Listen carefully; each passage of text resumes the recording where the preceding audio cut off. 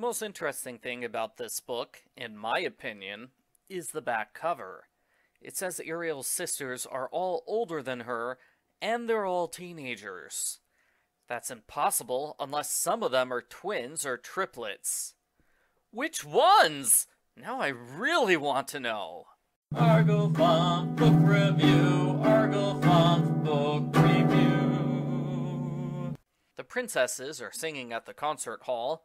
They notice Countessa Oystera is there with her mean daughter Pearl. Pearl's always rude and selfish, but she pretends to be nice around adults, so they all like her. King Triton volunteers to let Pearl stay with them while her family's on vacation. Pearl wastes no time in bossing Ariel around, basically telling her, "Stop reading and entertain me." While Pearl flirts with a boy named Gil, Ariel leaves with Flounder. They find some human items, including a pair of eyeglasses. Pearl catches them. She threatens to tell Ariel's father she's breaking the rule against collecting land objects. Now Ariel has to follow all of Pearl's orders. Pearl forces Ariel to take her seahorse riding. It's a disaster.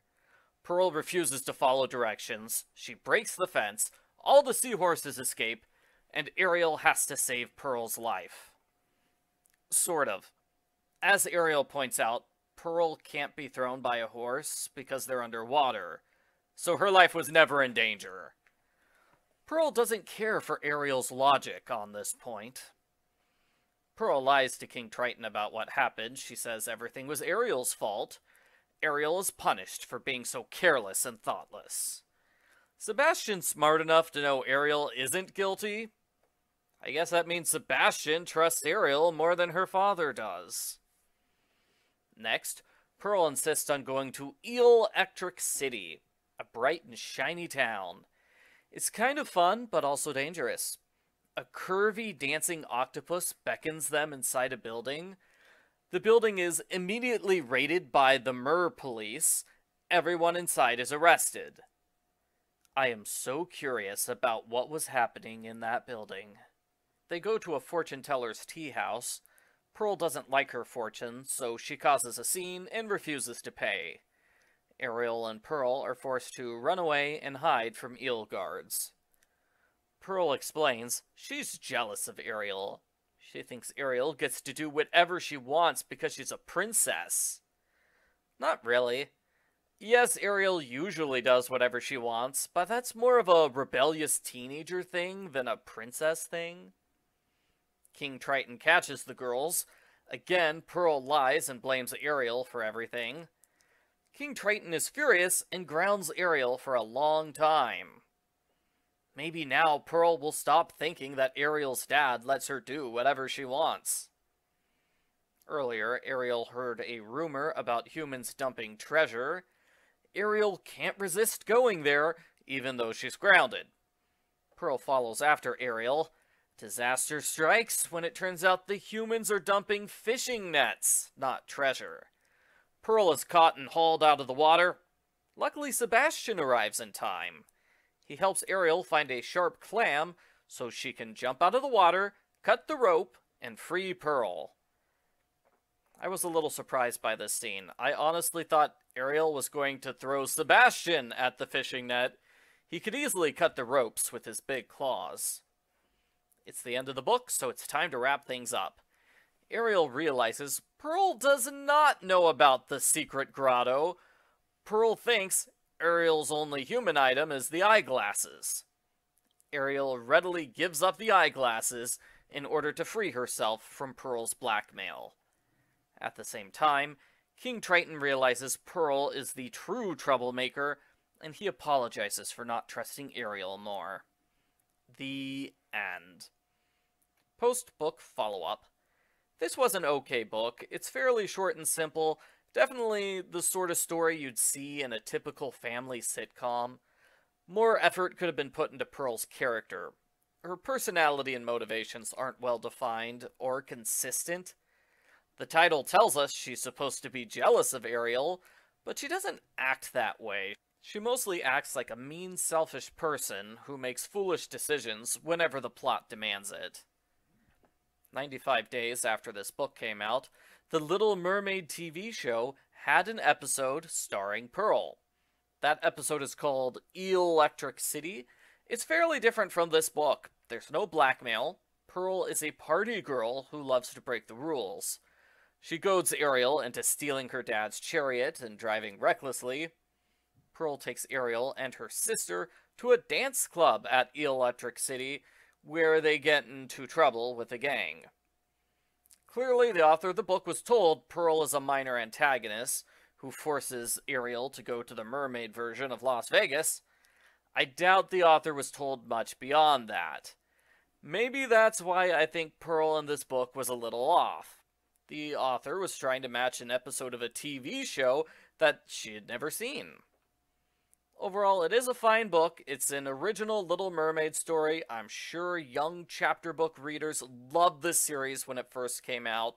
If my daughters were the right age for this series, they would certainly love it. I give The Little Mermaid #1, Green-Eyed Pearl, a thumbs up. The first 3 Little Mermaid books are named after Pearl, Naphasia, and Arsulu. I'm not sure it was a good idea to name the books after characters who aren't in the movie. If all I saw were the titles, I would have no idea these are Little Mermaid books. Argofunk Book Review, Argofunk Book Review.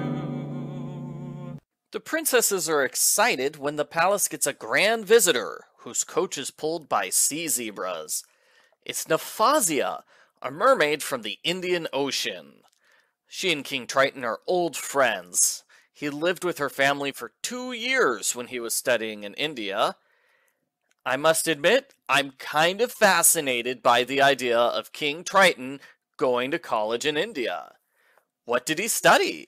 Who ruled the oceans while he was gone? Will Ariel and her sisters go to college? Naphasia tells fun stories from the days when Triton was a mischievous youngster, not an old man with a beard. She also tells the story of how she used a conch shell to fool a killer whale. Ariel's oldest sister, Aquata, doesn't like Naphasia. She thinks Naphasia is only pretending to be nice, so she can trick King Triton into marrying her. Then she'll become an evil stepmother queen, the kind you see in a lot of fairy tales. Aquata hatches a plan to make Naphasia look bad. They'll put super spicy urchin juice in Naphasia's food. Ariel sneaks into the kitchen, but she refuses to go along with the plan. She puts the spicy juice down. There's a somewhat funny scene where Sebastian puts the spicy juice in everyone's food, and all the mermaid nobles overreact. Ariel overhears Triton and Naphasia talking privately. Triton says once their secret plans are finished, Naphasia will get to change the girl's room. Ariel is shocked. She can't believe her father is actually going to marry Naphasia. Ariel and Flounder find a snow globe together. She sees Naphasia swimming towards the surface. She wonders why. Aquata's next plan is to make Naphasia look bad during Sebastian's singing class. The princesses purposely sing their most complicated song. Naphasia upstages them by singing an amazing Bengal song. Ariel sees Naphasia swimming to the surface again. Ariel worries that Naphasia is Ursula the Sea Witch in disguise. No, Ariel, that story is the next book in the series. It turns out Naphasia is helping humans. She sings a hypnotic siren song to sailors to prevent their ship from crashing against an underwater mountain. Ariel is glad that Naphasia likes humans too. She shows Naphasia her collection of human items. Aquata's next plan is to get rid of Naphasia by sending fake letters to both Naphasia and King Triton. Naphasia leaves just before a pod of killer whales is spotted. Ariel and her sisters rush to warn Naphasia. A killer whale attacks. Naphasia tries to save the princesses, but she is knocked unconscious. Ariel uses the conch shell trick to get rid of the whale. At home, it's revealed the princesses misunderstood the situation. King Triton didn't ask Nephasia to come here so they could get married. He asked her to come because he needed somebody to redecorate the princess bedroom. The end. Post-book follow-up. This book is okay. I'm pretty sure I've seen this story before on a sitcom. It works just fine to have the princesses worry King Triton has a girlfriend. Aquata's first in line to the throne, and she's already taken on royal duties, so it makes perfect sense that she'd be worried about being replaced. It is interesting that killer whales eat mermaids in this book, because in the TV series, Ariel has a killer whale friend. You can see it in the theme song. Overall, this is a good book. The story's fine. Nephasia is nice and adds diversity to the Little Mermaid world. I like how Ariel's sisters have distinct personalities, unlike the movie where they barely appear. Kids and their parents will probably like this book. I give Little Mermaid #2, Nephasia Visits the Palace, a thumbs up. I had some trouble finding this book because of autocorrect. Book websites kept calling it Reflections of Ursula. That kind of spoils the surprise that Arsulu is really Ursula in disguise. Argofont Book Review, Argofont Book Review. Ursula complains she used to rule the oceans before King Triton stole her throne. She uses her crystal ball to spy on Triton, who's having a nice family dinner with his 6 daughters. Ursula realizes, aha! King Triton's weakness is his family. The next day, Adela meets a stranger named Arsulu. She's very nice and quickly makes friends with the princesses. Adela invites Arsulu to live with them for a while.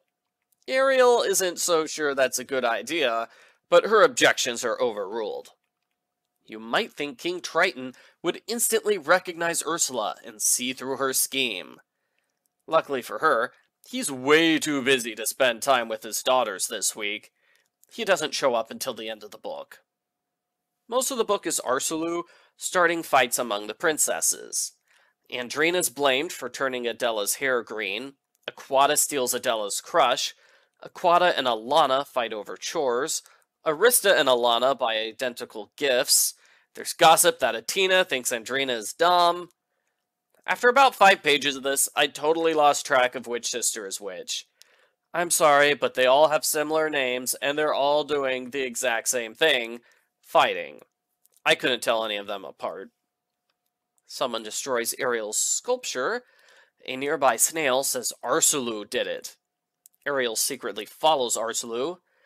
Just like the movie, Ursula gives herself away by looking at her true face in a mirror reflection and gloating her evil plan is almost finished. Ursula definitely needs to learn to stop with her evil gloating. It keeps ruining her plans.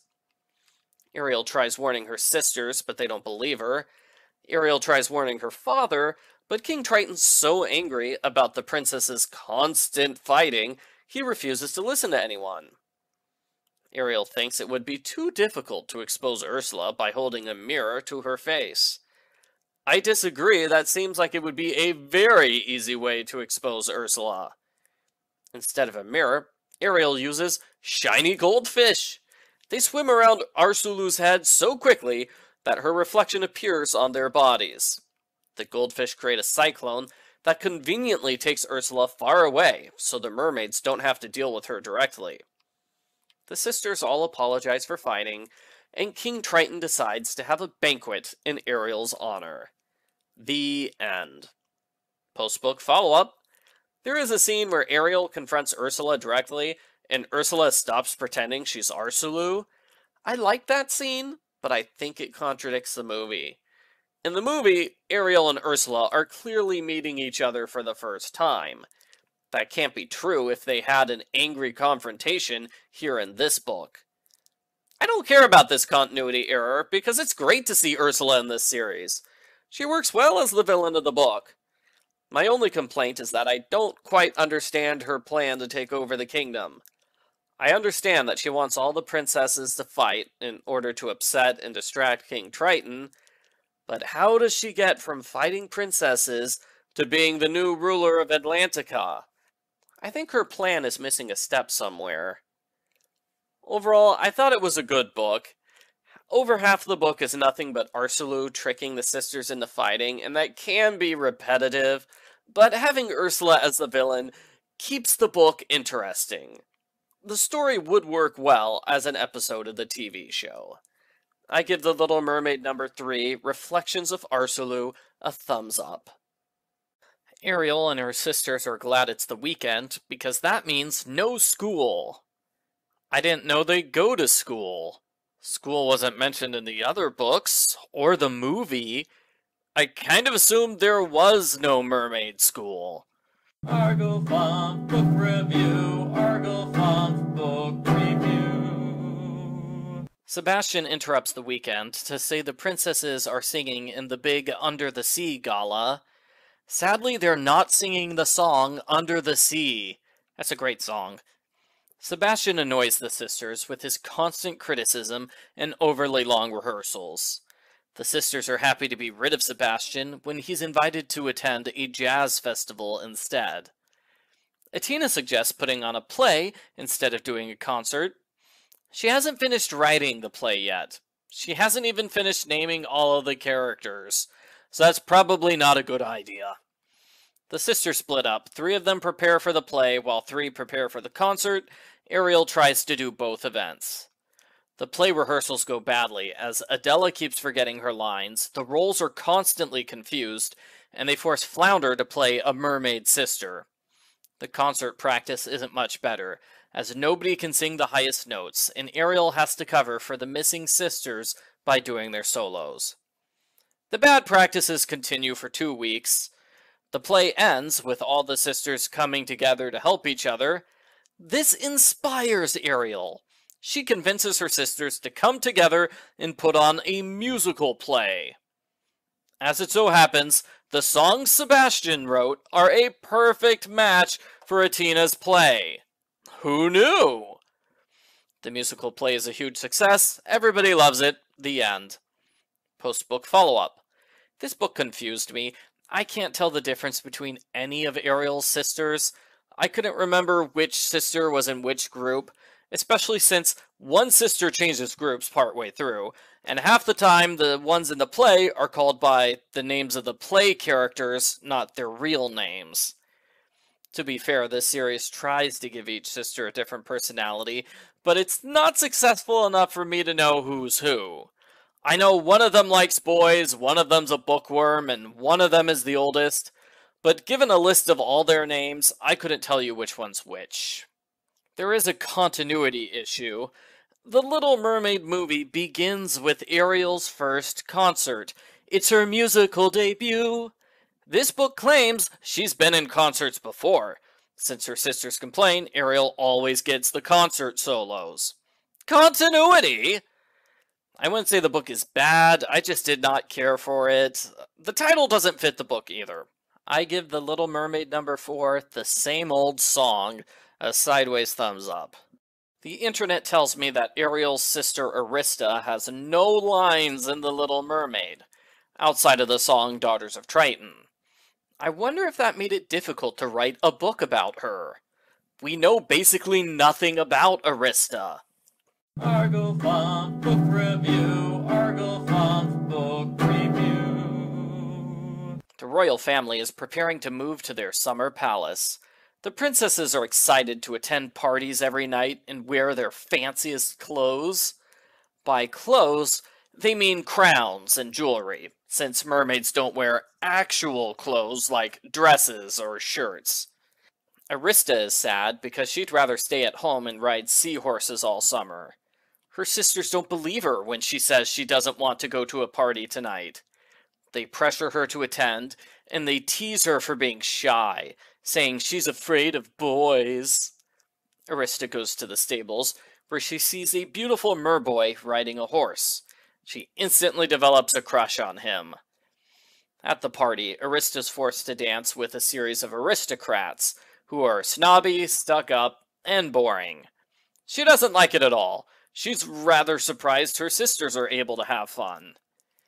Arista sneaks away from the party. She goes to the stables and introduces herself to the boy, whose name is Dylan. He's nice and friendly. They have a great time going riding together. They return to the palace just as the party is letting out. Arista says they have to hide so no one will realize she ran away. Dylan wonders if they're really hiding because Princess Arista is ashamed to be seen with a stable boy. He's partially right.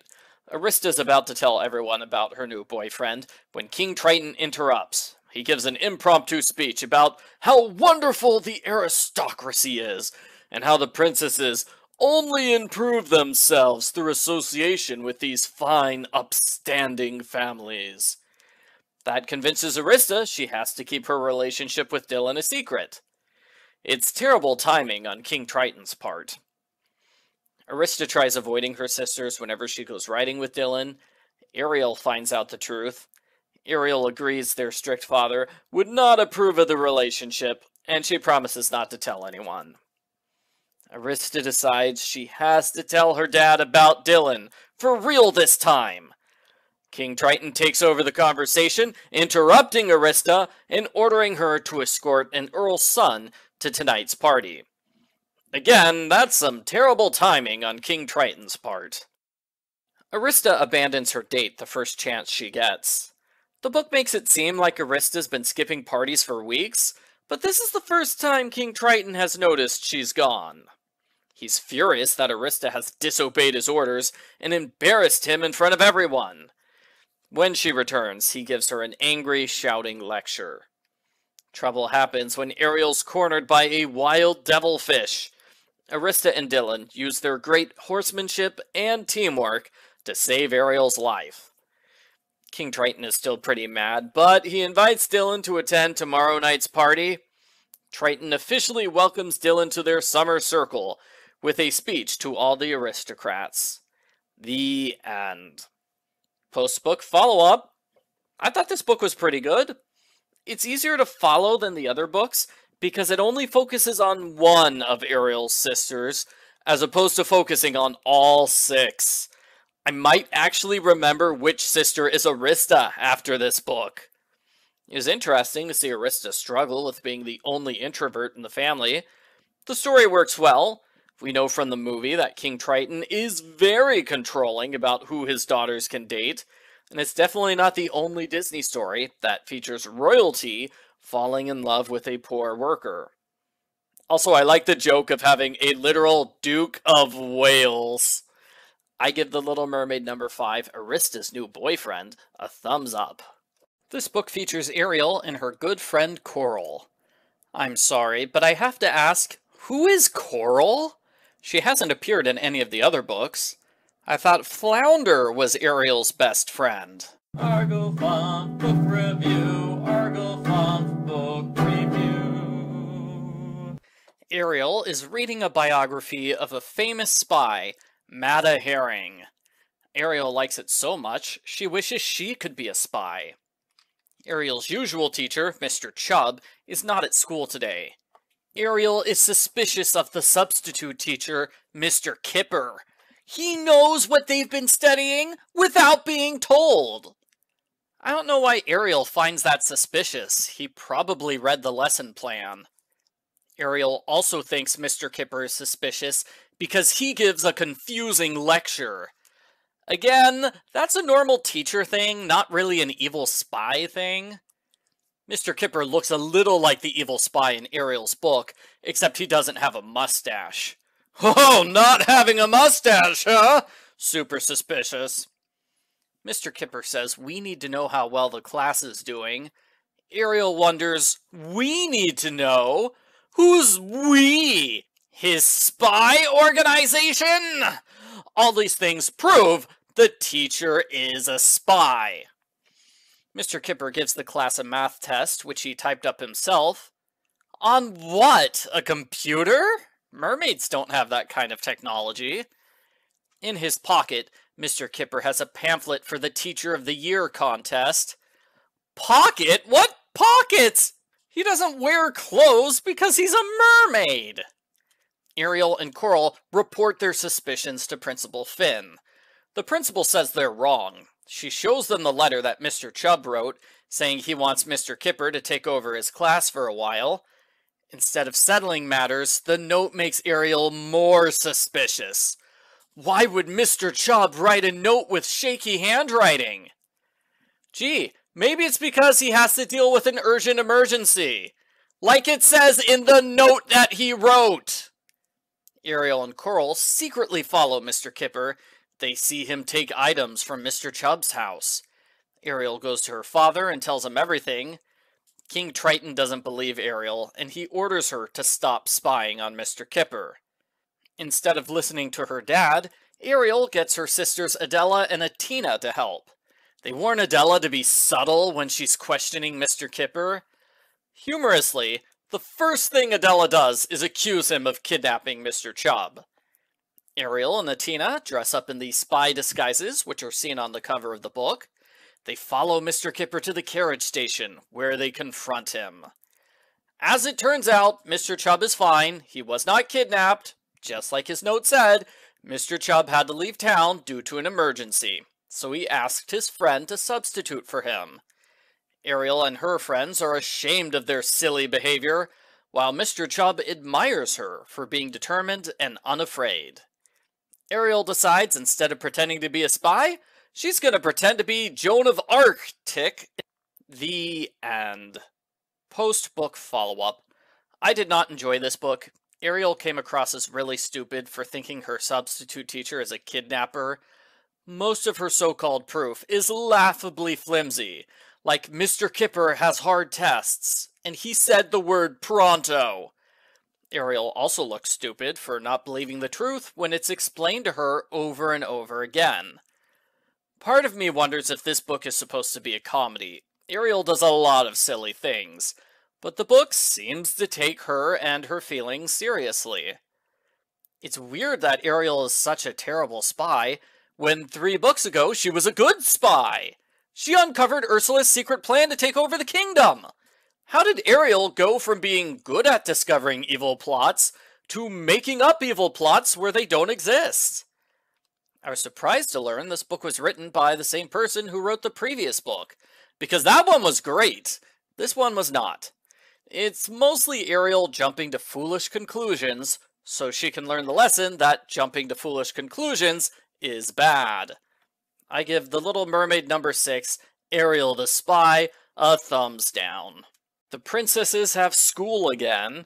We finally learn what they're studying in school. Seaography and eelgebra.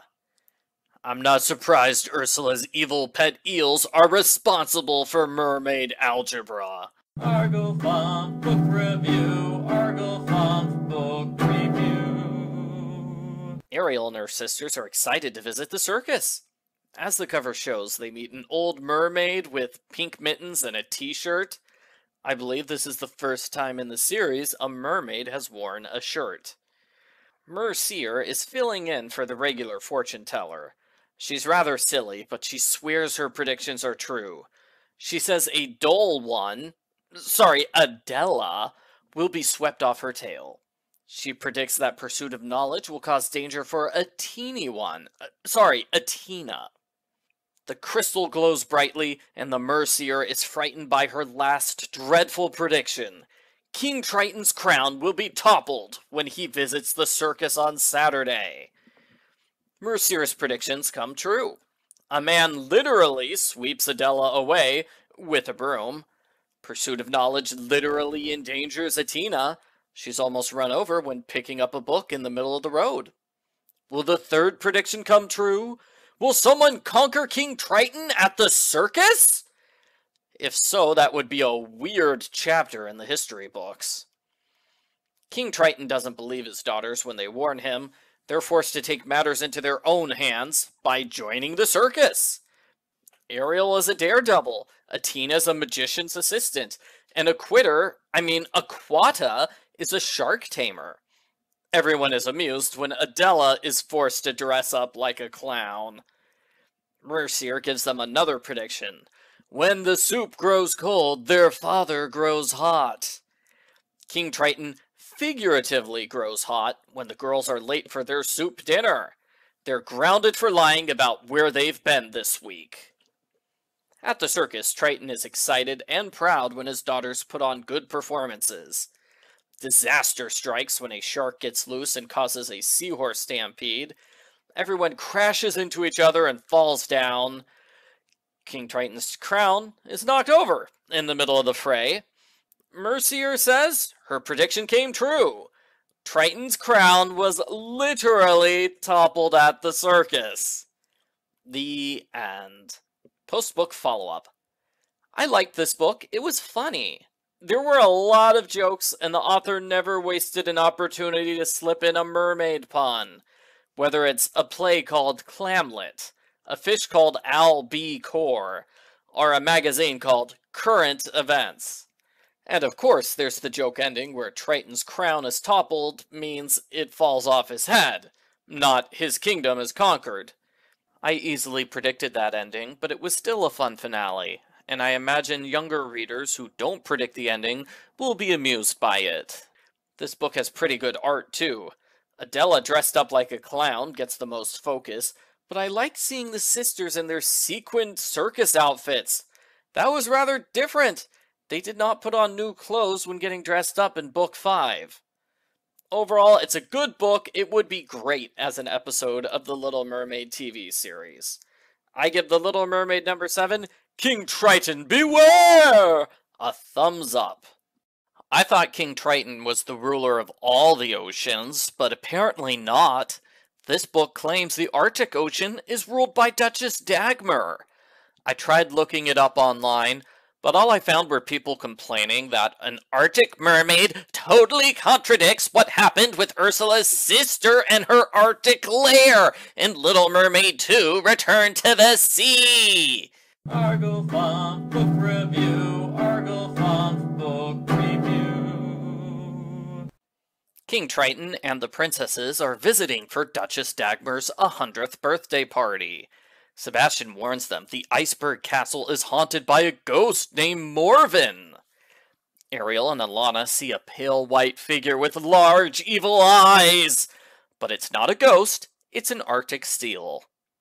I'm surprised the seal is not more offended the mermaids mistook her for a monster. The Duchess has 2 great-grandsons named Starwin and Winterford. Years ago, Ariel and her sisters babysat them. The princesses played a prank on the boys. They made it seem like a wild octopus attacked Ariel. The boys behaved very well after that. The boys are nervous when showing the princesses to their rooms. They say that Ariel is staying in the room where Morven died. Then they swim away in fright.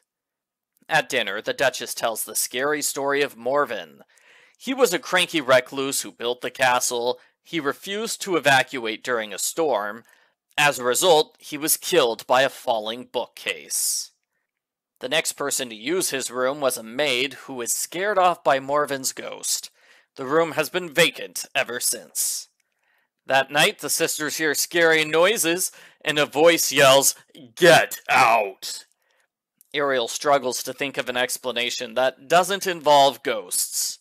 She sees Morven floating around outside. Well, they're mermaids. They always float. The boys arrive early for breakfast the next morning because they used a secret passage. The Duchess says there are secret passages all over the castle.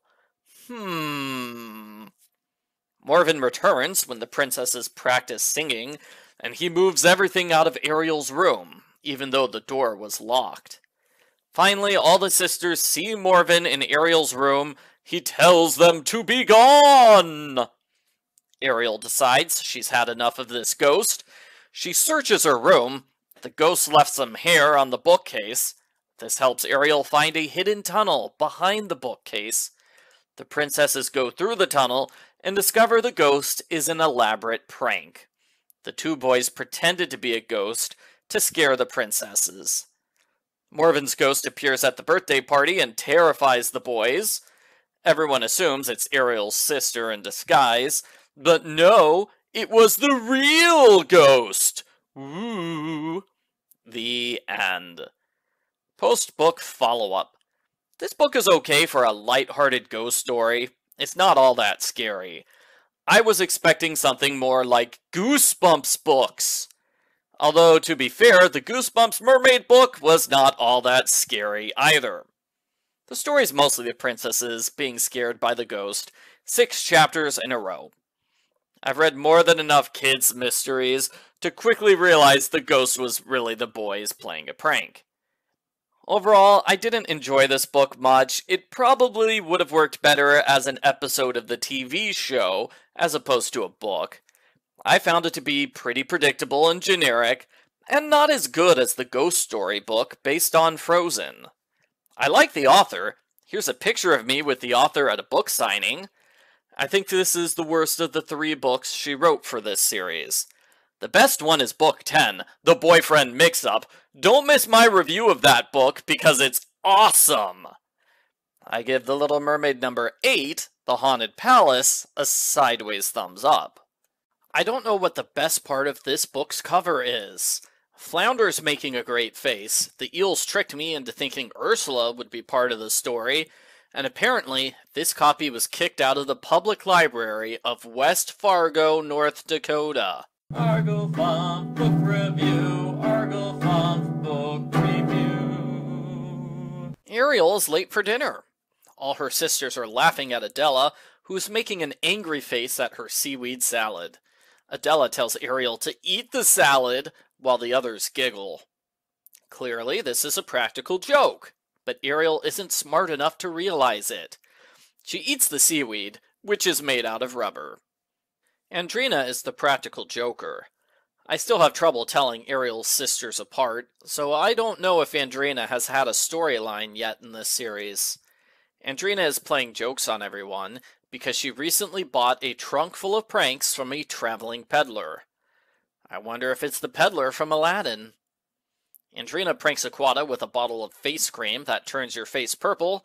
She pranks Ariel with a fake spider crab, and she pranks Atina with a smoke bomb.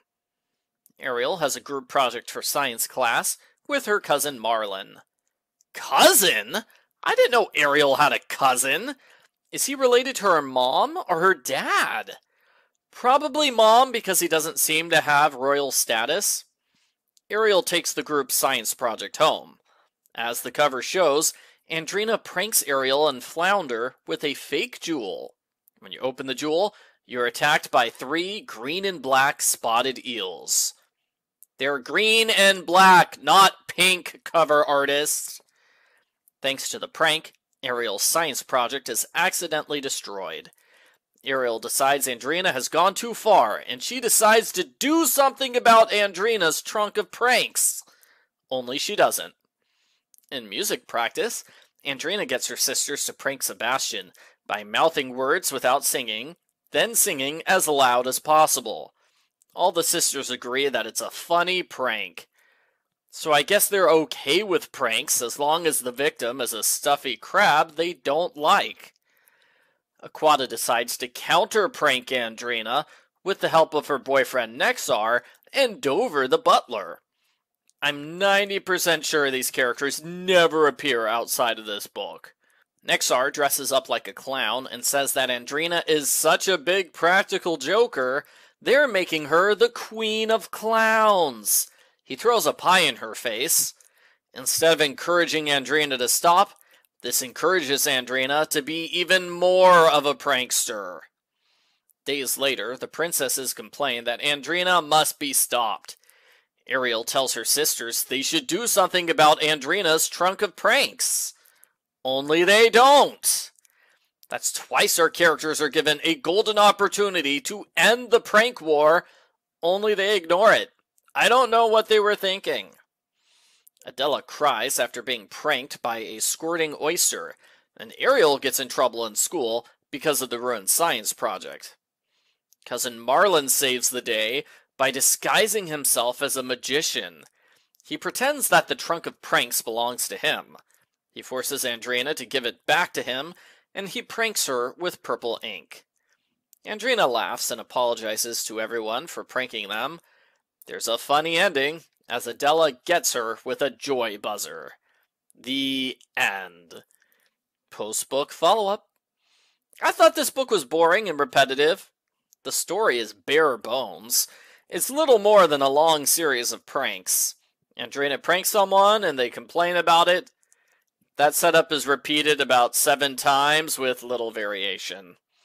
I think it would have been more interesting if the prank war was less one-sided, or if Ariel had stolen the trunk of pranks halfway through the book like she thought about doing. King Triton is not in the book. I'm guessing that's because he'd probably put a swift end to the prank war. Could have been interesting if he was around for the book. Practical Joke is hyphenated in the title, but not in the actual book. I don't know why. Overall, I wouldn't recommend this unless you're a fan of mermaid pranks. I would recommend Babysitter's Club number 112, Christy and the Sister War, as a better chapter book about sisters pranking each other. It's better because it has more to the story than just the same basic prank scene on repeat. I give The Little Mermaid number 9, The Practical Joke War, a thumbs down. Ariel's school is having a costume ball. She and her sisters talk about who they're taking. Atina's too nervous to say which boy she likes. It's a handsome boy who loves books. Oh my gosh, it's not me, is it? Argo Funk Book Review, Argo Funk Book Review. Atina has a crush on the new boy at the library. His name is Tedrick. He may be clumsy, but he's emotional and sensitive. Atina writes a love poem for him, which rhymes oceans with emotions, which is pretty good. When the sisters visit the library, they mistakenly think Atina has a crush on Tedrick's popular cousin Taz. They give Atina a healthy dose of encouragement. Or teasing, I'm not sure which. When Andrina finds the love poem, Adela makes a plan. She adds a verse about the ball, puts it inside a library book, and gives it to Taz. Taz shows up at the palace that night with a bouquet, saying, "Of course I'll go to the ball with you, babe." Atina is so shocked, she can't think of a polite way to say no. Atina complains to her sisters they set her up with the wrong cousin. So Adela makes a new plan. She writes a second love poem, this one for Tedrick. Only she forgets to sign it. So now Tedrick thinks Adela wants to date him. What a boyfriend mix-up! Since both sisters are taking the wrong boy to the dance, Ariel suggests a solution. The sisters can change costumes, so each girl is with the boy she likes. This plan works because they are large, full-body costumes. I'm surprised anyone can dance in those things. Unknown to the girls, the boys also decide to switch costumes. The dance is a disaster. Taz is so vain and silly that he annoys Atina, while Adela is so upset about Tedrick's serious love of dramatic poetry, she tries to run away. After a big argument, the truth is revealed and the girls swap partners. The rest of the ball is a success. The end. Post-book follow-up. I thought this book was good. It's like a classic comedy with all the cases of mistaken identity getting in the way of Atina and Tedrick's romance. Adela and Taz's romance is far less serious. They don't like each other as much as they both want to date someone who's good-looking and popular. They're as shallow as a tide pool. It's good that the book mostly focuses on Atina and Adela because I still have a hard time telling all 7 mermaid sisters apart. Arista goes to the ball with Dylan, her boyfriend from book 5. Ariel goes with her friend Gil from book 1. I suppose she can't have a serious boyfriend because that would contradict the movie. A few times Ariel sighs and thinks about how wonderful it must be to fall in love. That seems in character for her. Overall, I like the book. I think the biggest mix-up here is that the library says I'm the first person to read this book since 2006. No way! Like Atina, this book needs more love. I give The Little Mermaid number 9, The Boyfriend Mix-Up, a thumbs up. The mermaid princesses are practicing a water ballet for a celebration of their father's coronation. I found it off-putting that they call it a water ballet. I know that's the official term, But they're mermaids. They're always in water. To them, it should just be a normal ballet. Argo Font Book Review, Argo Font Book Review. The water ballet practice goes badly, as the princesses are bored by their dull routine. Andrina's especially upset about something. Alana, Aquata, and Ariel go off by themselves. They see a disturbance at the bottom of the reef. A baby dolphin stuck in seaweed. The mermaids rescue baby Findalo, and they meet the 5 friendly dolphins of Coral Cove. There's also Sammy Squid, who cooks stew for the dolphins. I find it very curious that the dolphins have their own personal chef. Findalo got stuck while looking at a shovel. This prompts a fair amount of debate about humans. Ariel and the dolphins like humans, while Ariel's sisters and Sammy think humans should be avoided at all costs. The mermaids ride on the dolphins for a bit. They realize dolphin riding is just what they need to spice up their water ballet.